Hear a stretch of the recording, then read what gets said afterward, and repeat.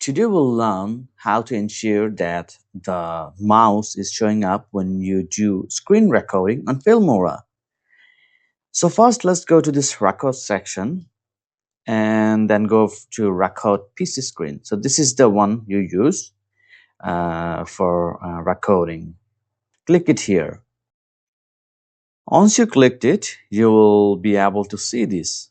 Okay, so now go to the settings and then scroll down, and here you will see that the mouse, it says hide mouse gesture.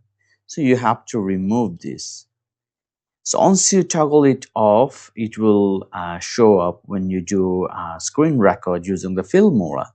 And make sure that you have turned this on, show mouse clicks in recording, and also a mouse click sound if you want. So that's pretty much it. So this is how, like, and then after that you just start recording.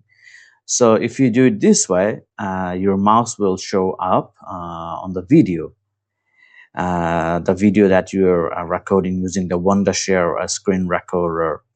So if you like the video, please thumbs up and subscribe to our channel. Thanks a lot.